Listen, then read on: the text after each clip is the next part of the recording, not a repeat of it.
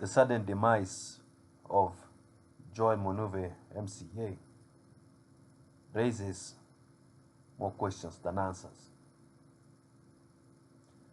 Before his demise, MCA Joel Munuve had inquisited on the state of the student feeding program that was being rolled out in Nairobi County.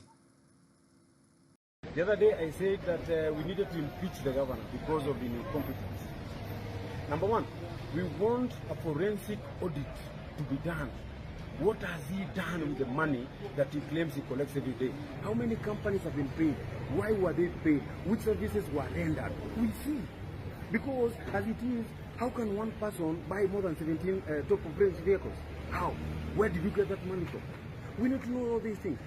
Again, there was an investigation that was being carried here in this city against corruption. It is stopped. Why did it stop? Those are the things that we need to know. Because we cannot just be blind and say that everything is okay, everything is working, and there's nothing is working. If you go to my area, now garbage is on the road. Why is it on the road? Because people who are contracted to pay, to collect the garbage are not paid. They are not paid. You go to my area, there's no social hall. So do you feel intimidated? Me, I don't. You see, even if they want to come for me, there's no problem. Let them come for me. Because what I was elected by my people to say what it is just and fair. Of course, I know they are not happy that I'm saying these things. So I know they are not collecting signatures right now? Yes, of course, I'm collecting signatures, and I've already collected some. And since yesterday, when I started to collect the signatures, the leadership colluded with the governor, and they've removed me from all the groups. There are groups for assembly, there are groups for Azimio, and I don't know who gave them the right. Because under the constitution, I have a right to speak. The school feeding program was supposed to help in keeping children in school, keeping the students in school by providing better and more nutritious, high quality dishes during lunchtime. And this was supposed to prevent things like high attrition that was witnessed in Nairobi.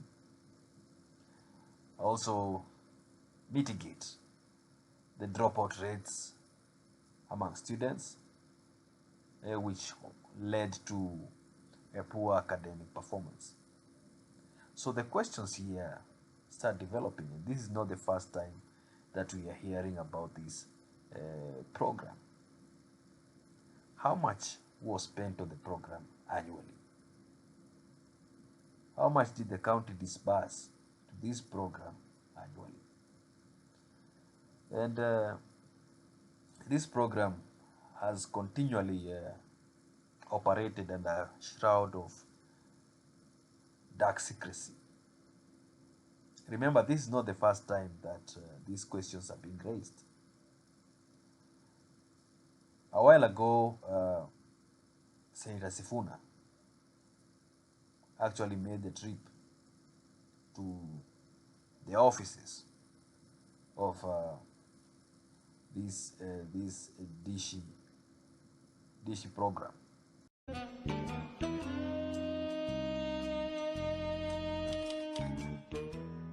Visibility of the county government in this place. It looks like a private enterprise. I'm not sure how exactly to answer that question, but let me get someone who can give you a better description, right? So who runs this Giga Kitchen? Is it the county government of Nairobi? For those questions, do you work for the county of Nairobi? relation. You can't tell me if you work for the county. The reason is I told you, we work beyond Nairobi. They have NCC kitchens.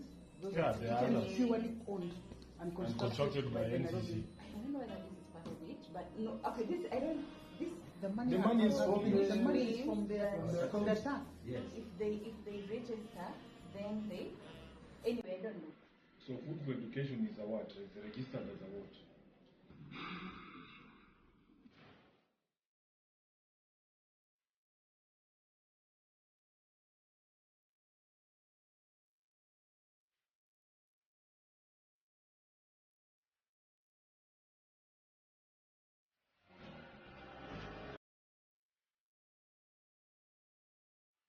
I've never seen it. You have one here. I don't know anything about the country. You take them to the school yourself, or you give the county to distribute. I will not be able to answer that question. Is there anybody here who works for the county? Let me not get into that one. Check my question. Surely it's a straightforward question. There is none because you can hear me in your county. There's no employee of the county government here. Employee of Nairobi County? Yes. None. You pay all this stuff. You pay all this stuff. This is a private facility. Fully owned by Fully True owned. Patriot. Yes. 100% owned by True Patriot. Hii yote hakuna pesa ya NCC in terms of infrastructure. So the total cost of the meal is 45 shillings. So the county is only subsidizing 25. And are you guys auditing? I don't know now. I have to go back to the terms of the contract and everything. I don't know whether this is part of it, but For those questions, I'm not sure how exactly to answer that question. Let me not get into that one. Check my question. Surely it's a straightforward question because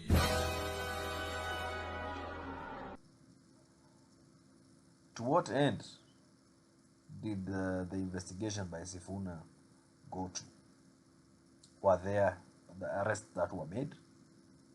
What was the resolution of these investigations?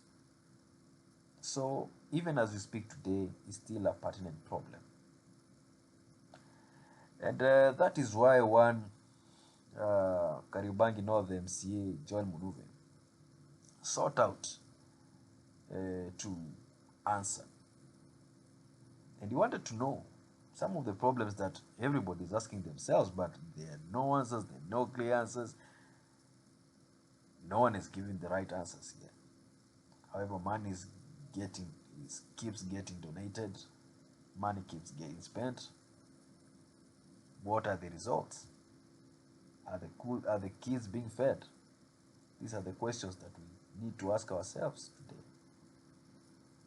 So while sadly Joel Munuve is no longer here to ask these questions, the questions will still be asked.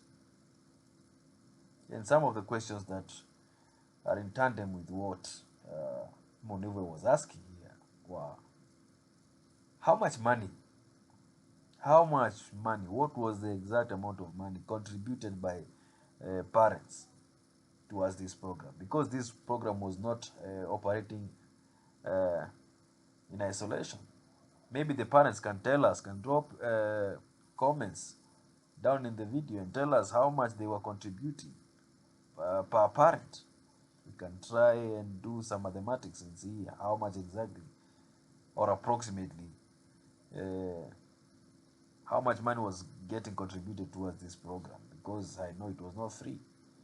There were rumors about being 20 shillings or 50 shillings, but please, if you're a parent who has been involved in this Dishi program that is being rolled out in our schools, please drop it down in the comments below, and don't forget to subscribe.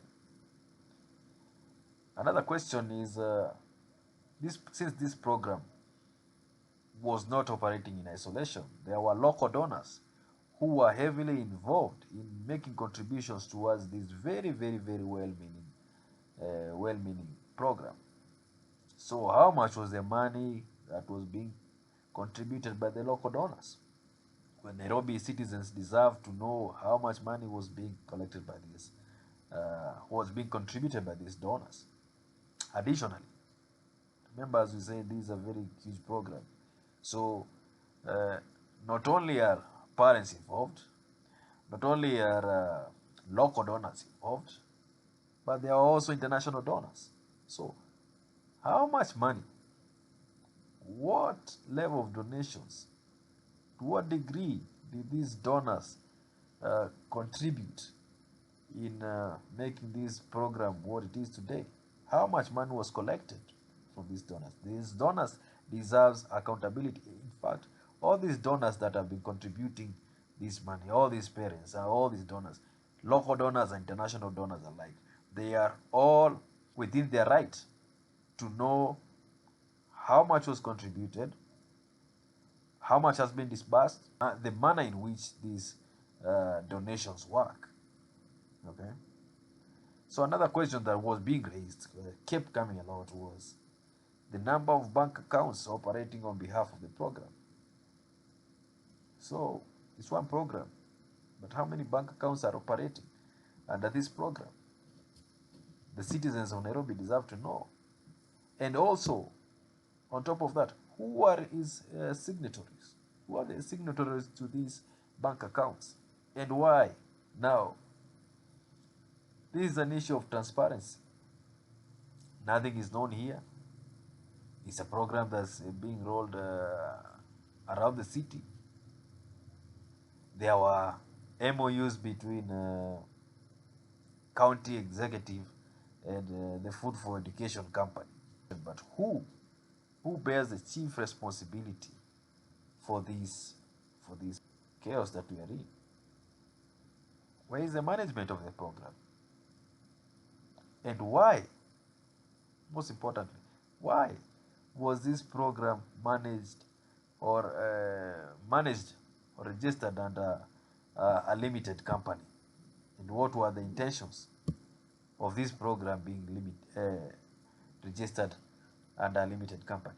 These are some of the questions that are being raised everywhere. We are not getting these answers. We are still waiting for the motions in chambers of the MCAs.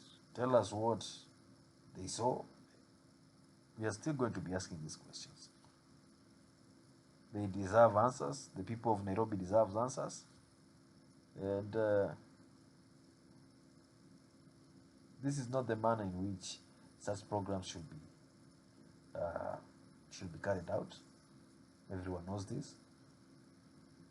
But we seek to understand what was the reasoning behind this and who is responsible. When our kids are out there lacking meals and dropping out of school because of lack of transparency within these such programs, who should we blame? Who will be answerable to all these problems and all these programs that are running in our schools unmitigated? Thank you very much. Do not forget to subscribe and like. Let us walk this journey together. Thank you.